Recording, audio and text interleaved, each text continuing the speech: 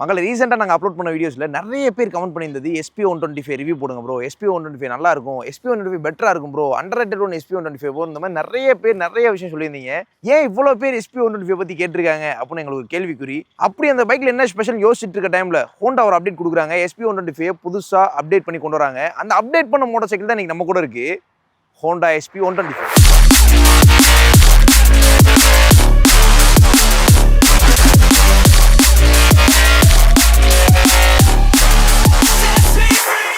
அதனால பார்த்து முடிச்சு வந்துடும் வண்டி எனக்கு போ ப்ரோ. எவ்வளோ பெரிய ஸ்க்ராட்சை போட்டு போயிருக்காங்க பாருங்க. இந்த மாதம் ஒரு செலவா?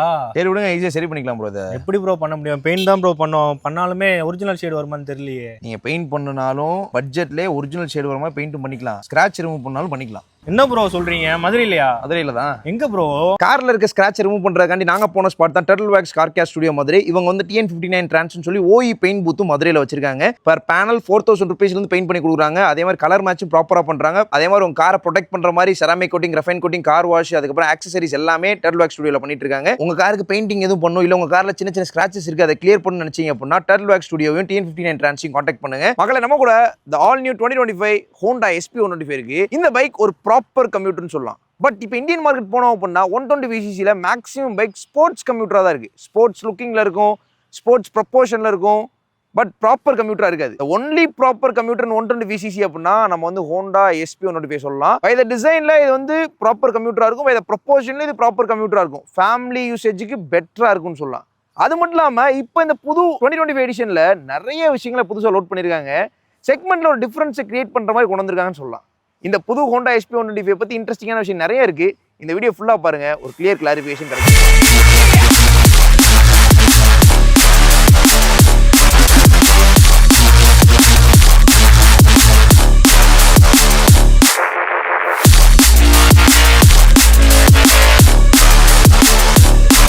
Special thanks to Haritha Honda Madurai.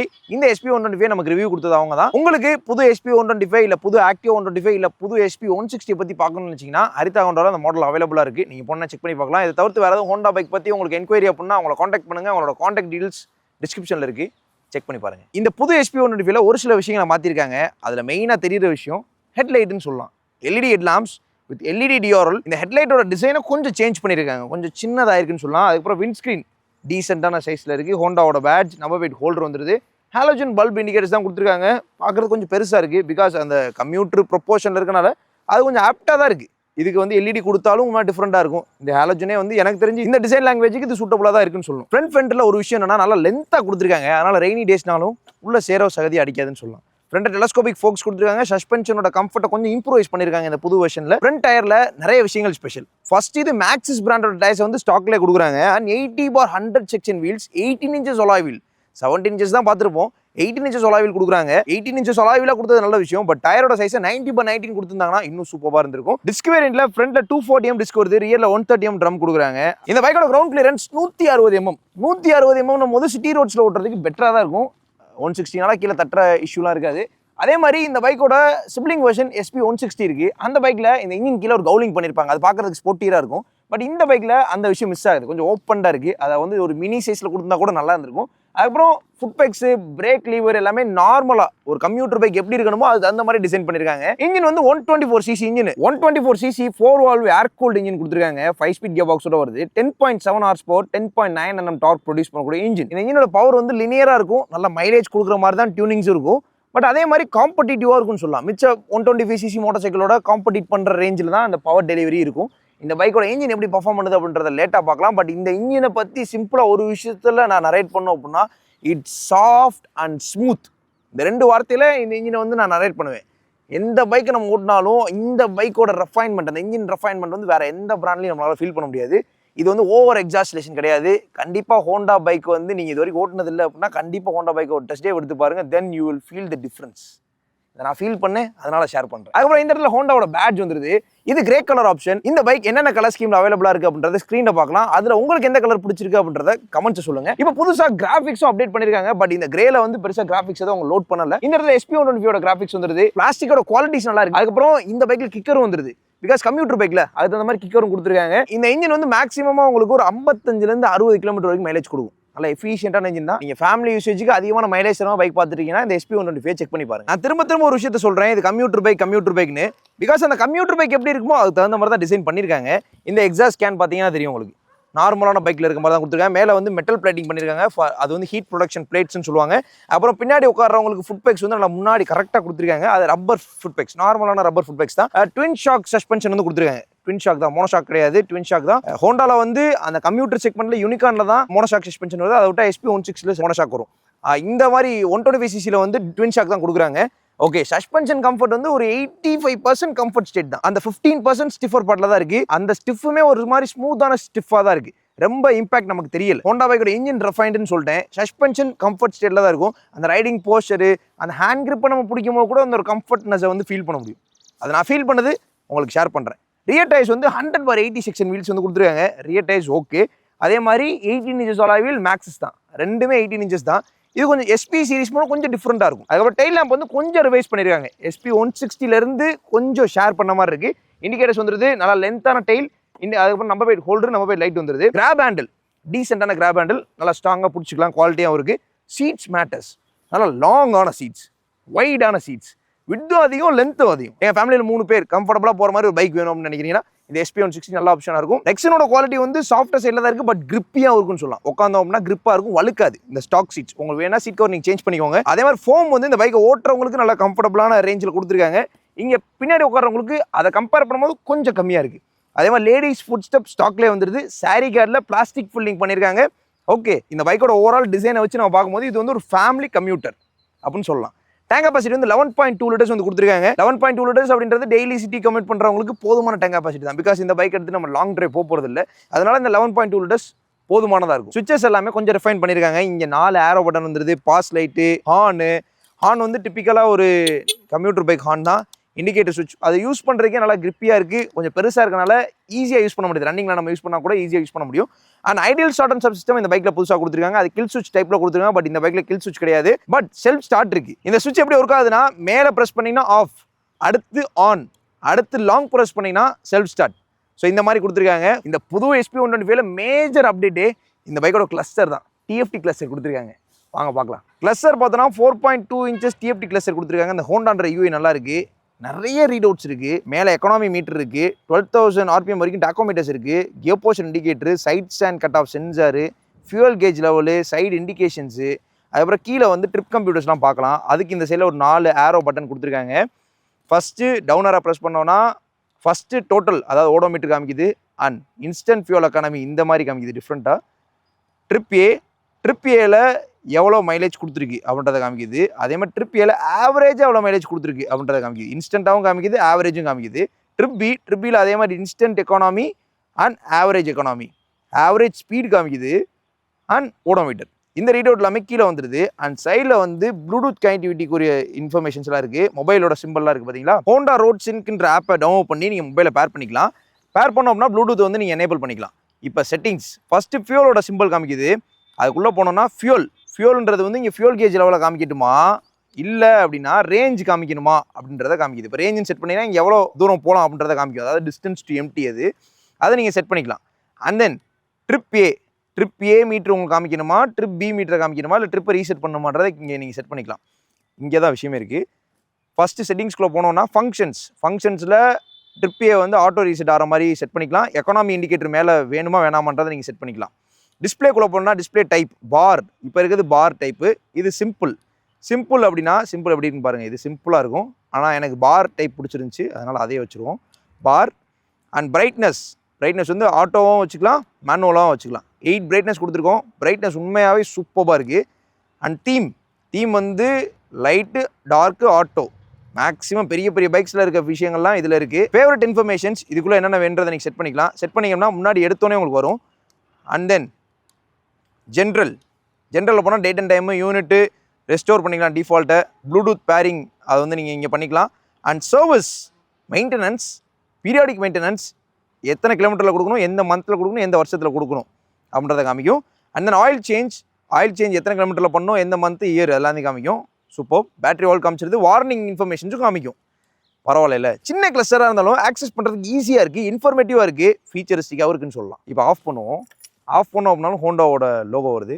பார்க்கறதுக்கு நல்லா இருக்குது. இந்த கிளஸ்டர் இருக்க ஃபீச்சர்ஸை பற்றி நீங்கள் என்ன நினைக்கிறீங்க அப்படின்றத கமெண்ட்ஸ் சொல்லுங்கள். மக்களே, நம்ம கூட ஹோண்டா SP125 இருக்குது. ஓகே, காக்பிட்டே ஒரு மாதிரி வித்தியாசமான ஃபீல் கொடுக்குது. நைஸ். சைட் மிரரோட வியூலாம் நல்லா கிடைக்குது. ஸ்டார்ட் பண்ணுவோம். செல்ஃப் ஸ்டார்ட் பட்டன் வந்து இதுதான். இதை லாங் ப்ரெஸ் பண்ணிங்கன்னா ஸ்டார்ட் ஆயிரும். Clutch access smooth. So gear rod வந்து நார்மல் கம்ப்யூட்டர் பைக்கில் இருக்க மாதிரி ஃப்ரண்ட் அண்ட் ரியரில் தான் இருக்குது. நீங்கள் ஃப்ரண்ட்லையும் கியர் ஷிஃப்ட் பண்ணிக்கலாம், ரியர்லையும் கியர் ஷிஃப்ட் பண்ணிக்கலாம். போகலாம். பவர் டெலிவரி பார்ப்போம்.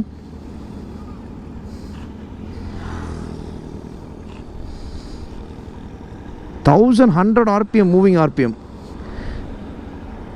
கிளச் மூவ்மெண்ட்லேயே 5 km/h வரைக்கும் போகுது. ஓகே, 2 சாஃப்டாக இருக்குங்க. இந்த பைக்கை நான் ஸ்டார்ட் பண்ண உடனே ஃபீல் பண்ணது இட்ஸ் சாஃப்ட். பட் 4 கிராஸ் பண்ணும்போது டேங்க் கிட்ட வைப்ரேஷன் இருக்குது. 6 கிட்ட அது கொஞ்சம் எக்ஸ்பேண்ட் ஆகுது. 6-7 கிட்ட போகும்போது 7-8 கிட்ட போகும்போது சீட்ஸில் அதிகமாக இருக்குது. பிகாஸ் நம்ம இந்த பைக்கை அதிகமான RPM புஷ் பண்ணி ஓட்ட போகிறதில்ல. ஒரு 5000 RPM அந்த ரேஞ்சில் தான் ரைடே பண்ணுவோம். ஓகே, அந்த ரேஞ்சுக்கு நல்லாயிருக்கும். பட் நீங்கள் இந்த பைக்கை வாங்கி ஒரு பிலோ 5000 RPMக்குள்ளே ஓட்டிகிட்டே இருந்தீங்கன்னா வைப்ரேஷனே நீங்கள் பார்க்காத ரேஞ்சிலே வச்சுக்கலாம். நீங்கள் பைக்கை வாங்கி வேகமாக புஷ் பண்ணி ஓட்டினீங்கன்னா தான் உங்களுக்கு வந்து வைப்ரேஷன் வரும். ஸோ நீங்கள் ஸ்பீடு கம்மியாகவே ஓட்டிகிட்டே இருந்தீங்க அப்படின்னா உங்களுக்கு வந்து வைப்ரேஷன் அந்தளவுக்கு தெரியாது லாங் டேர்மில். அதனால் பிலோ 5000 RPM எப்போயுமே ட்ரைவ் பண்ணுங்கள். ஸோ அப்போ வந்து உங்களுக்கு நீங்கள் வைப்ரேஷன் ஃப்ரீயாக ஓட்டலாம், சேஃபாகவும் ஓட்டலாம். அதே மாதிரி உங்களுக்கு வீர் அண்ட் டியரும் அவ்வளோவா ஆகாது. ஓகே, கியர் ஷிஃப்டிங் எல்லாமே ஸ்மூத்தாக சைடில் தான் இருக்குது.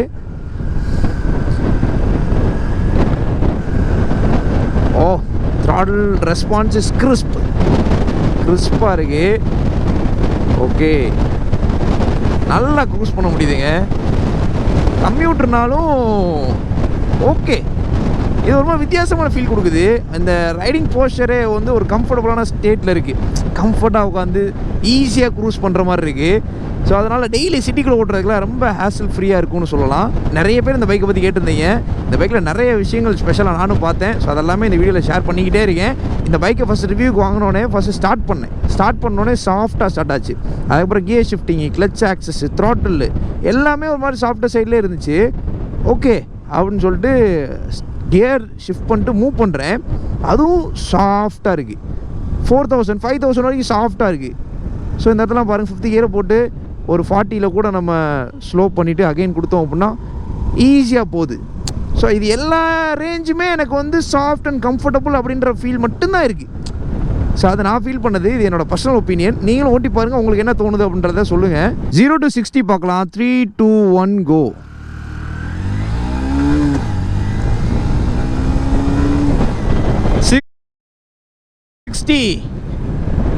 ஸ்லோவாக தாங்க இருக்குது பவர் டெலிவரி. இது ஸ்போர்ட்ஸ் பைக் கிடையாது இல்லையா, இது வந்து ஒரு சிட்டி பைக், ஒரு ஃபேமிலி பைக். நான் உங்களுக்கு ஜஸ்ட் பர்ஃபார்மன்ஸ் எப்படி இருக்குன்றதை காமிச்சிருக்கேன். டார்க்குமே வந்து ரொம்ப புல்லிங்லாம் பயங்கரமாக எல்லாம் இல்லை. கிராஜுவலான பவர் டெலிவரி, லினியராக இருக்குது. எஃபிஷியன்சி ஃபோக்கஸ்டு மேப்னு சொல்லுவேன். ஸோ எஃபிஷியன்சி ஃபோக்கஸ்டு மேப் அப்படின்னா மைலேஜ் எந்த ரேஞ்சில் உங்களுக்கு கொடுக்கணுமோ அதுக்கு தகுந்த மாதிரி தான் பவர் வந்து ஓப்பன் பண்ணும். அதுதான் எஃபிஷியன்சி ஃபோக்கஸ்டு மேப். பவர் வந்து ரொம்ப அக்ரெசிவாக டக்குன்னு போகுது அப்படின்னா உங்களுக்கு வந்து ஃபியூல் ட்ராப் ஆகும்.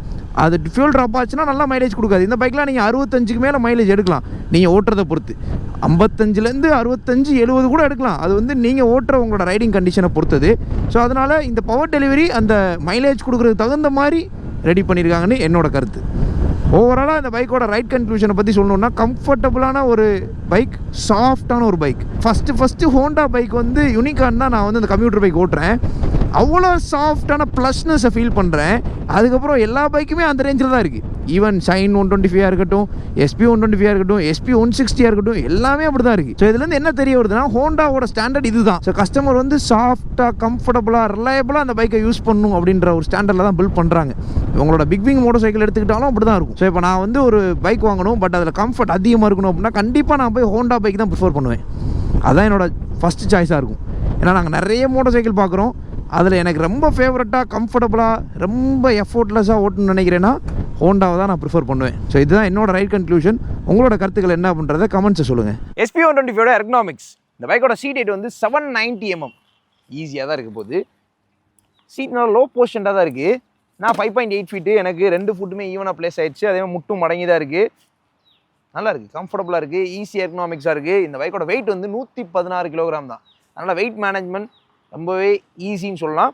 நீங்கள் லீனாக இருக்கீங்க, ஷார்ட்டாக இருக்கீங்க அப்படின்னாலும் உங்களுக்கு இந்த பைக் சூட்டபுளாக இருக்கும். நீங்கள் ஒரு 5 ஃபீட் தான் இருக்கேன் அப்படின்னு நினைக்கிறீங்கனாலும் ஜஸ்ட் எஸ்ஏ பண்ணி பாருங்க. 5.2 5.3 மேலே தான் ரொம்ப ஈஸி தான், உங்களுக்கு பிரச்சனை இல்லை. வெயிட் மேனேஜ்மெண்ட் வந்து ஃபேமிலி பைக்ஸ் கம்பேர் பண்ணோம் எப்படின்னா, இப்போ ஃபேமிலியாக நீங்கள் வந்து பைக் ஓட்டிட்டு போயிட்டு இருக்கீங்க, பின்னாடி இருக்கவங்க ஒரு 60 கிலோ 70 கிலோ இருக்காங்க, பைக்கோட வெயிட் ஒரு 100 கிலோ, அது எல்லாத்தையும் சேர்த்து மேனேஜ் பண்ணணும். ஸோ அதனால இந்த பைக்கோட வெயிட் கம்மியாக இருக்கனால பின்னாடி பேசஞ்சர் லோடும் அதிகமானாலும் உங்களுக்கு அது பிரச்சனை இல்லை. நீங்கள் கம்ஃபர்டபுளாக ஓட்டிட்டு போகலாம், வெயிட்டை வந்து ஈஸியாக பேலன்ஸ் பண்ண முடியும். நிறைய பேர் ஃபேமிலியோட போகும்போது கொஞ்சம் இந்த மாதிரி ஸ்ட்ரகிள் பண்ணுவாங்க ரோட்ஸில் ஓட்டுறதுக்கு, அது காரணம் ஓவர் வெயிட். ஸோ அதனால கூட இருக்கலாம். அதனால் இந்த பைக்கோட வெயிட் கம்மியாக இருக்குது, அது ஒரு அட்வான்டேஜ்னு நான் சொல்கிறேன். ரைடிங் போஸ்டர், கம்யூட்டர், நல்ல அப்ரைட்டான ஹேண்டில் பார்ஸ், ரொம்ப ஒயிட்லாம் கிடையாது, கொஞ்சம் ஷார்ட்டாக தான் இருக்குது, கம்ஃபர்டபுளான ஹேண்ட் கிரிப்ஸ். இந்த ஹேண்ட் கிரிப்ஸ் வந்து எனக்கு ஹோண்டா ஷைனை வந்து ரிமூவ் பண்ணுது. ஸோ அந்த பைக்கில் இந்த ஹேண்ட் கிரிப்ஸ் தான் கொடுத்துருப்பாங்க, சாஃப்ட் சைடில் இருக்குது. ஸோ ரைடிங் போஸ்டர் வந்து கம்ஃபர்ட் ஸ்டேட்டில் தான் இருக்குது, பட் சீட்டோட ஃபோம் வந்து கொஞ்சம் கம்ஃபர்டபுளாக கொடுத்துருந்தா கொஞ்சம் நல்லா இருந்திருக்கும். அது என்னோட கருத்து. ஓகே, மிச்சப்படி எல்லாமே எனக்கு இதில் பெட்டராக தோணுது. எர்னாமிக்ஸ் ஈஸியாக இருக்குது, கிரவுண்ட் ரீச் ஈஸியாக ஆயிடுது, அதனால் ஹைட்டு கம்மியாக இருந்தாலும் பிரச்சனை இல்லை, வெயிட்டும் கம்மியாக இருக்குது. அதனால் நீங்கள் வந்து கம்மியான வெயிட்டில் பைக் பார்க்குறீங்கன்னா உங்களுக்கு சூட்டபுளாக இருக்கும். அதே மாதிரி ஈஸி ரீச்சாக இருக்குது handle bars, because towards the ரைடராக இருக்குது, அப்ரைட்டாக இருக்குது, எல்லாமே அட்வான்டேஜ் தான். பட் சீட்டோட ஃபோம் லெவல் மட்டும் கொஞ்சம் பெட்டராக கொடுத்தாலும் நல்லா இருந்திருக்கும். இதான் என்னோட கருத்து. நீங்கள் ஃபேமிலி யூஸ் பண்ணு நினைக்கிறீங்கன்னா, நான் உட்காந்தக்கப்புறம் எவ்வளோ ஸ்பேஸ் இருக்குது நீங்கள் பார்க்கலாம். தாராளமாக லேடிஸ் ஒன் சைடு உட்காராலும் கம்ஃபர்டபுளாக உட்காந்து வரலாம், அந்தளவு நல்ல ஸ்பேஸ் இருக்குது. ஃப்ரண்ட்லேயும் டேங்க் வந்து ரொம்ப மேடாக இல்லை, அதனால நீங்கள் ஃப்ரண்ட்லேயும் வேணால் குழந்தைங்களை உட்கார வச்சுக்க முடியும், ஒரு ஷார்ட்டாக இங்கே பக்கத்தில் போகிறீங்க வரீங்க அப்படின்னா. ஸோ அந்த மாதிரி கன்வீனியன்ஸ் எல்லாமே இந்த SP 125 இருக்குது. அதனால் இது வந்து ஒரு ப்ராப்பர் ஃபேமிலி பைக் அப்படின்னு நான் சொல்லுவேன். மக்களை, புது ஹோண்டா SP 125 எப்படி இருக்குது அப்படின்றத பற்றி டீட்டெயிலாக என்னோட இம்ப்ரெஷன்ஸை நான் ஷேர் பண்ணியிருக்கேன். நிறைய விஷயங்கள் எனக்கு பிடிச்சிருந்துச்சு, அதை வந்து நான் ஷேர் பண்ணேன். ஓவர் எக்ஸாஸ்லேஷன் கிடையாது. இந்த பைக்கில் இருக்க ஸ்பெஷல் திங்ஸ், என்னோட இம்ப்ரெஷன்ஸை என்னோட ஸ்டைலில் நான் வந்து கன்வே பண்ணியிருக்கேன். இது வந்து ப்ரொமோஷனல் வீடியோலாம் கிடையாது. இந்த பைக்கில் இப்போ நம்ம ப்ரோஸ் அண்ட் கான்ஸ் பார்க்கணும். ப்ரோஸ் வந்து ஃபஸ்ட்டு இந்த பைக்கில் கொடுத்துருக்க TFT cluster, 4.2 inches TFT cluster. TFT கிளஸ்டராக கொடுத்தது காம்படிட் பண்ணுதுன்னு சொல்லலாம். அதுக்கப்புறம் இதில் கொடுத்துருக்க ரீலோட்ஸ் தான் முக்கியம். ஒவ்வொரு ட்ரிப்லையும் எவ்வளோ மைலேஜ் கொடுக்குது, இதெல்லாமே கன்வீனியன்ஸ். நம்ம வந்து இவ்வளோ மைலேஜ் கொடுக்குது அப்படின்னு சொல்லி நமக்கு குத்து மதிப்பாக நம்ம ஒரு கெஸ்ஸுக்கு வரதும் அக்யூரேட்டாக எவ்வளோ கொடுக்குதுன்னு தெரிஞ்சிக்கலாம்ல. ஸோ அந்த மாதிரி ரீடோட்ஸ்லாம் அட்வான்டேஜாக நான் பார்க்குறேன். அண்ட் இந்த பைக்கோட ஸ்மூத்னஸ், அந்த ஸ்மூத்னஸ் நான் ஒரு அட்வான்டேஜாக பார்க்குறேன். இன்ஜினோட ரெஃபைன்மெண்ட், அது ரிலையபிளும் கூட. ஹோண்டா இன்ஜினை வந்து நல்லா மெயின்டைன் பண்ணி கரெக்டாக ஓட்டணும்னா 1 lakh kilometers வரைக்கும் ஓட்டலாம். ஸோ நிறைய பேர் இந்த மாதிரி அச்சீவ்மெண்ட்ஸ் பண்ணியிருக்காங்க. எனக்கு தெரிஞ்சு ஸ்டில் நிறைய பைக்ஸ் வந்து 80,000 kilometers ஓடின பைக்லாம் ரன் ஆகிட்டு தான் இருக்கு ரோட்ல. ஸோ நீங்க யாரும் அந்த மாதிரி ஹோண்டா பைக்ஸ் வச்சு ஓட்டிட்டு இருக்கீங்கன்னா கமெண்ட்ஸ் சொல்லுங்க. இது எல்லாமே அட்வான்டேஜ் பார்ட்ல வருது. ஸோ இந்த பைக்ல நான் பார்த்த கான் அப்படின்னா, இந்த ஃபோமோட லெவல் மட்டும் கொஞ்சம் அதிகப்படுத்திருந்தாங்கன்னா நல்லா இருந்திருக்கும். ஸோ அது ஒன்று தான். அது கூட நம்ம வேணா எக்ஸ்ட்ரா ஃபோம் வச்சு சீட் ஸ்டிச் பண்ணிக்கலாம், அது உங்களோட நீடை பொறுத்தது. அண்ட் ப்ரைஸ் வந்து கான்குள்ள வருமானு கேட்டீங்கன்னா, டிஸ்க் வேரியண்டோட ப்ரைஸ் 1 lakh வருது. மிச்ச காம்படிட்டரில் டிஸ்க் வேரியண்டோட ப்ரைஸ் கொஞ்சம் கம்மியாக தான் வருது. ஸோ SP 125 டிஸ்கவுண்ட் நினச்சிங்கன்னா நீங்கள் வந்து 1 lakh எக்ஸ்ஷோரூம் ஆன் ரோட் அதுலேருந்து ஒரு 20,000 எக்ஸ்ட்ரா கொடுத்து நீங்கள் வாங்கணும். ப்ரோஸ் அண்ட் கான்ஸ் இதுதான் காம்படிட்டர்ஸோட கம்பேர் பண்ணணும். TVS ரைடரோட ப்ரைஸ் வந்து 89,000 1,08,000 வருது. XTREME 125 ப்ரைஸ் வந்து 97,000 1,03,000 வருது. ஹோண்டா SP 125 வந்து 91,000 1 லட்ச ரூபா வருது. பல்சர் N125 வந்து 94,000 98,000 வருது. இதில் ஃபர்ஸ்ட் அஃபோர்டபுள் அப்படின்னா ரைடர் 125 தான். செகண்ட் அஃபோர்டபுள் அப்படின்னா அந்த SP 125 சொல்லலாம் நம்ம. பிகாஸ் 91,000 எக்ஸ்ஷோரூம் ப்ரைஸில் கிடச்சிருது. ரைடரோட 2,000 தான் கூட. அது வாங்கும்போது நீங்கள் ஃபேமிலி ப்ரொப்போஷனில் பார்க்குறீங்கன்னா இந்த பைக்கை ப்ரிஃபர் பண்ணலாம். ட்ரம் பிரேக்ஸ்லாம் பிரேக் நல்லா இருக்காதுன்னு கிடையாது. ட்ரம் பிரேக்ஸை வந்து கரெக்டாக மெயின்டைன் பண்ணி ப்ராப்பரான ஸ்பீடில் மெயின்டைன் பண்ணி பிரேக் அப்ளை பண்ணிங்கன்னா நல்லா ஷார்ப்பாக பைட் பண்ணும். ஸோ அதனால ட்ரம் பிரேக்ஸும் நல்லா தான் இருக்கும். ஸோ நீங்கள் பட்ஜெட்டில் பார்க்குறீங்க அப்படின்னா அந்த 91,000 rupees வேரியண்ட்டை நீங்கள் ப்ரிஃபர் பண்ணலாம். இப்போ நான் கம்பேர் பண்ண பைக்ஸ் எல்லாமே ஸ்போர்ட்ஸ் கம்யூட்டர்ஸ், பட் இது வந்து ஒரு ப்ராப்பர் கம்யூட்டர். அப்படி பார்க்கும்போது இதோட ரேஞ்சே வேறு. செகண்ட் அஃபோர்டபுளாக கிடைக்கும் போது இது வந்து ஃபேமிலி பர்சன்ஸ்க்கு, அதாவது டெய்லி நிறைய கிலோமீட்டர்ஸ் ஓட்டுறவங்க, ஃபேமிலி யூஸ் பண்ண நினைக்கிறவங்க, பட்ஜெட்டில் வேணும் நினைக்கிறவங்களுக்கு ஹோண்டா ஒரு நல்ல ஆப்ஷனை கொடுத்துருக்கான்னு சொல்லலாம். அதுவும் இந்த பட்ஜெட் ரேஞ்சில் ப்ளூடூத் கனெக்டிவிட்டி, TFT கிளஸ்டர், இந்த மாதிரி நிறைய விஷயங்கள் கொடுத்துருக்காங்க. இதை நம்ம ஒரு அட்வான்டேஜ் பார்ட்டில் தான் பார்க்கணும். இது என்னோட கருத்து. இந்த ஹோண்டா SP 125 பற்றி என்னோட கருத்து எல்லாத்தையும் ஷேர் பண்ணிட்டேன். உங்களோட கருத்துக்கள் என்ன அப்படின்றத கமெண்ட்ஸ் சொல்லுங்கள். இந்த ரிவ்யூவில் நாங்கள் அதை இம்ப்ரூவ் பண்ணோம் அப்படின்னாலும் கமெண்ட்ஸ் சொல்லுங்கள். இதே மாதிரி ஒரு சூப்பரான vlogல நெக்ஸ்ட் உங்களை சந்திக்கிறேன். எப்பயுமே பைக் ரைட் பண்ணும்போது ஹெல்மெட் வியர் பண்ணிக்கோங்க. ஃபேமிலியோட போகும்போது சேஃபாக பைக் ரைட் பண்ணுங்கள். And right safely.